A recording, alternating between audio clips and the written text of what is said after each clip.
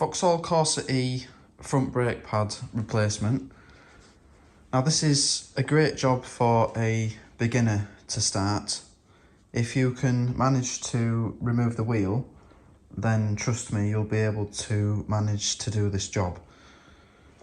All you need is a couple of screwdrivers, a 7mm hex, some copper grease, some lithium grease, new pads of course, and a brake rewind tool, although you might be able to get away without using one.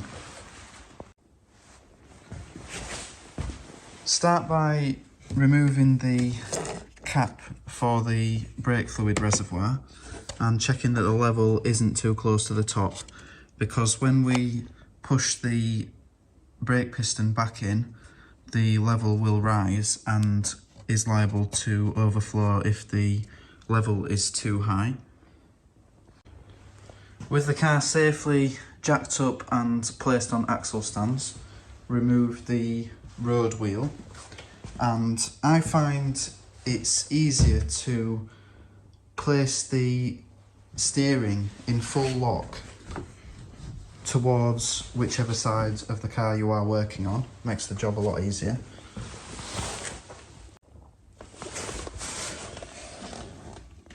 Remove the covers for the brake caliper slide pins, and these will uncover a 7mm hex.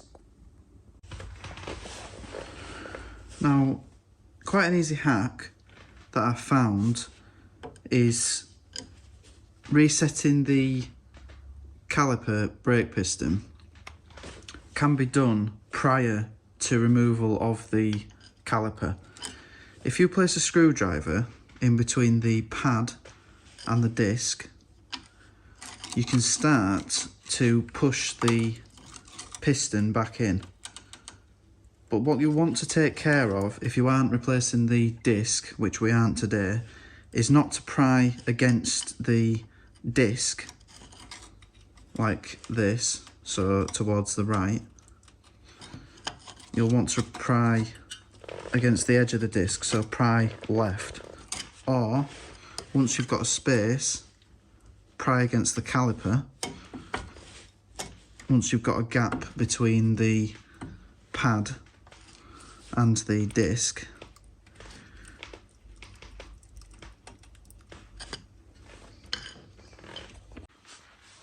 so I'll just get a close-up of what's going on here. So we're pushing the old pad away from the disc, and in the centre we're able to pry against the caliper rather than the disc, which we are leaving on the car.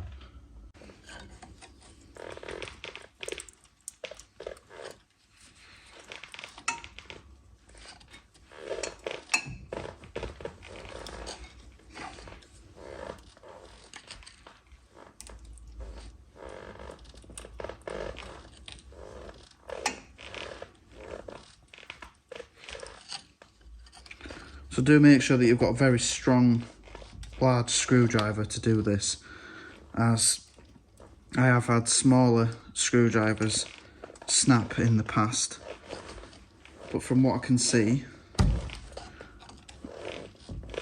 we've fully reset the piston now.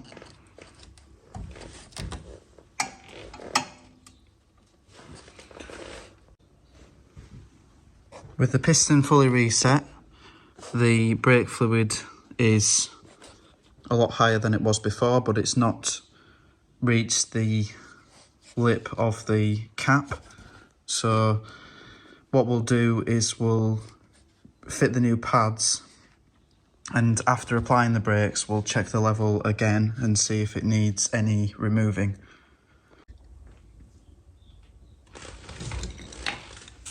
So now with a 7mm hex, need to remove the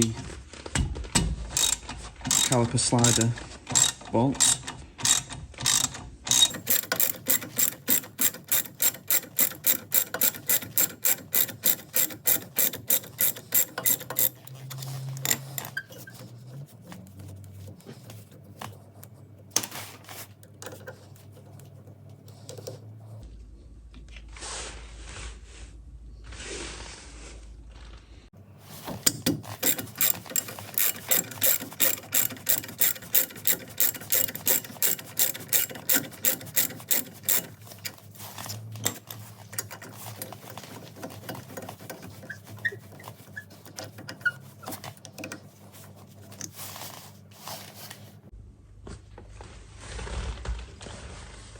At the outside of the caliper, we've got this rattle spring. Just pops out.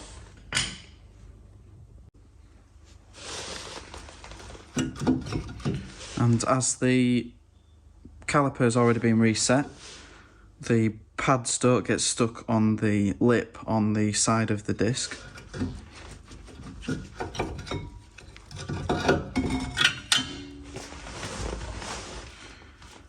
Inside pad is clipped into the piston, and the outside pad may just be a little bit seized in position, but will push off quite easily. So now clean the surface of the piston and the outside of the caliper.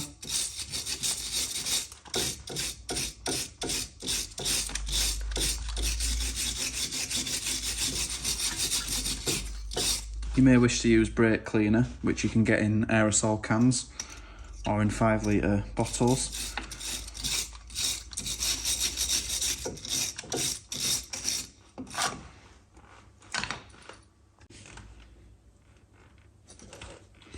Clean the caliper carrier where the pads slide against it.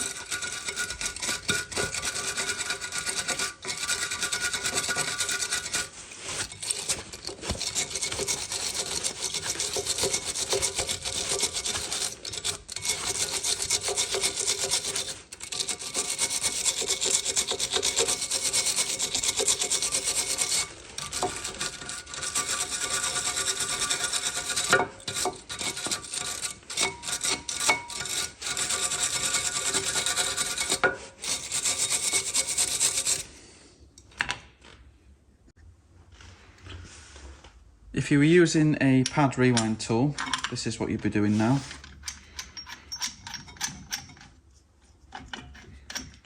We'll check that the piston is fully in anyway. So the piston was fully in, so it did work using the screwdriver.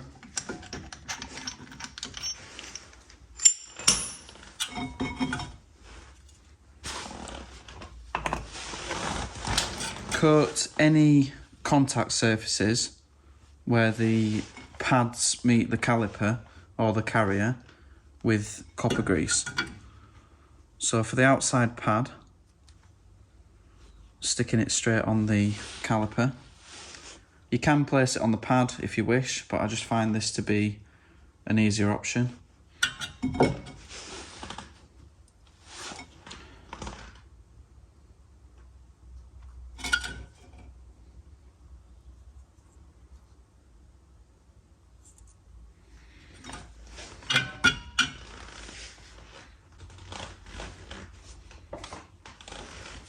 So for the new pads, got the inner pad which has the springs which lock into the piston, and the outer pad which just sits freely on the outside of the disc. Now when handling these, take care not to touch the brake pad surface. If you do, clean it down with brake cleaner. And you'll also want to make sure that no bits of grit or rust get stuck on the surface, as this will cause noise and damage the disc in use.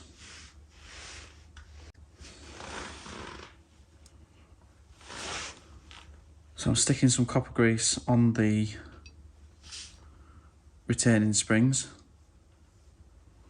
and if you were applying it to the pad rather than the caliper, you would do a circle.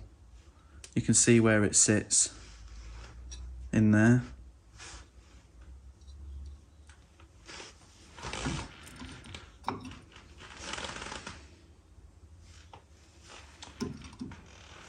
These can be a little bit difficult to fit, but I find if you push one of the clips in and push the pad towards that side, you can just about squeeze the other side clip in and then push it straight into the piston.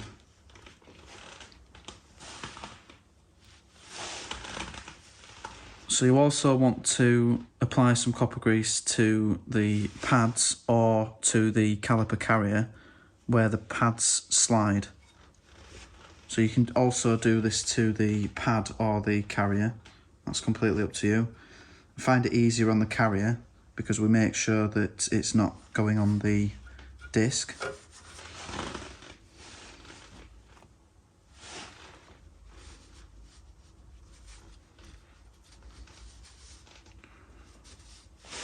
We have a couple of contact surfaces on the caliper itself too for the outside pad.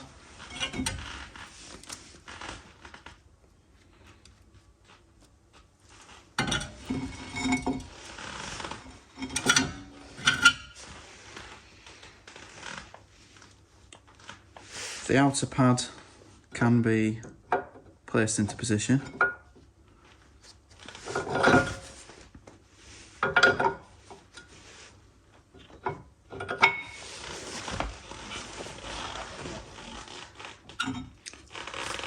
And when replacing the caliper, make sure that you haven't for any reason twisted the brake hose,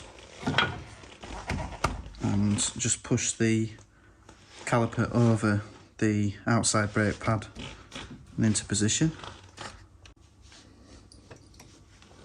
Before reinserting the slide bolts, clean off any residue.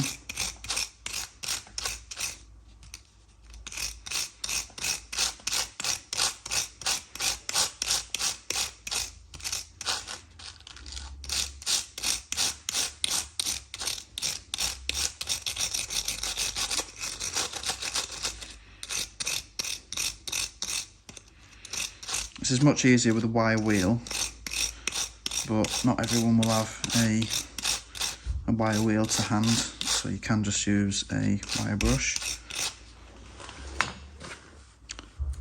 Apply some normal grease, lithium grease, to the slide pin and reinsert. Do the same with the other one.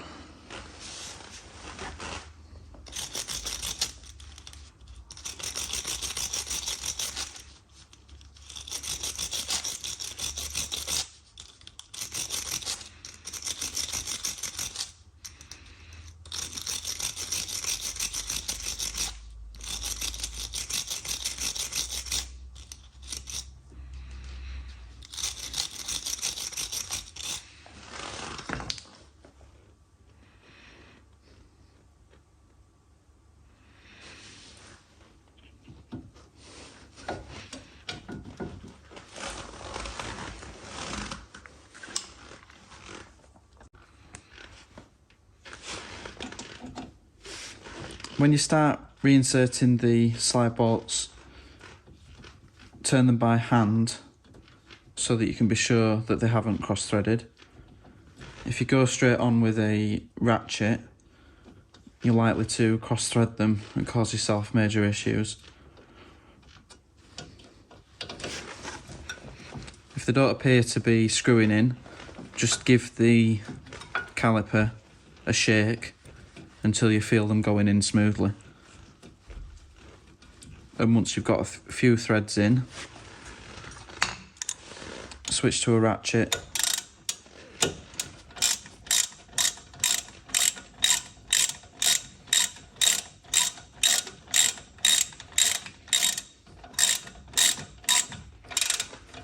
And they don't need to be super tight.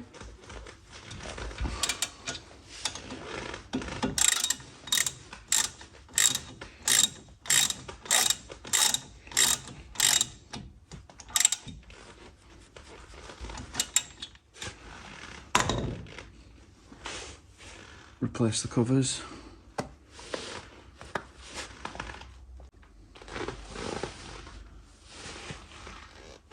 Stick some copper grease in the areas that the rattle spring contacts.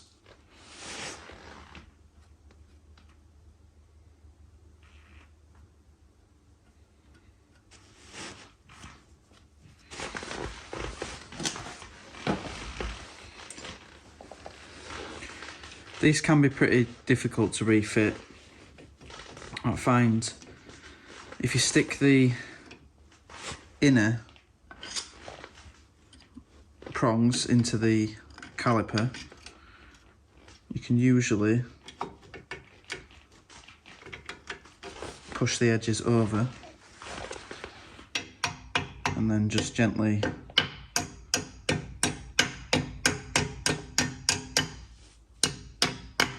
knock them into position.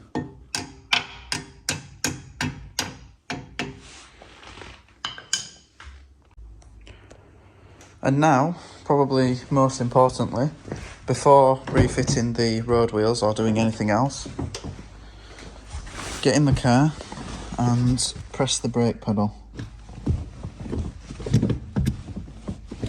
Now this is because the first press, the pads won't be contacting the disc, and if you forget to do this and then drive off, you won't have any brakes the first time you press them. Even more so if you've done both sides at the same time, it may be 3 or 4 presses before the pads actually create friction. Check the level on the brake fluid reservoir is at the maximum and refit the cap. Thanks for watching. I really do hope that this video has helped. If you are interested in doing more jobs on your Corsa, I do have full service videos for the 1.3 CDTI and the 1.2 petrol. Good luck with the job, and please do subscribe for more content on this car and many others.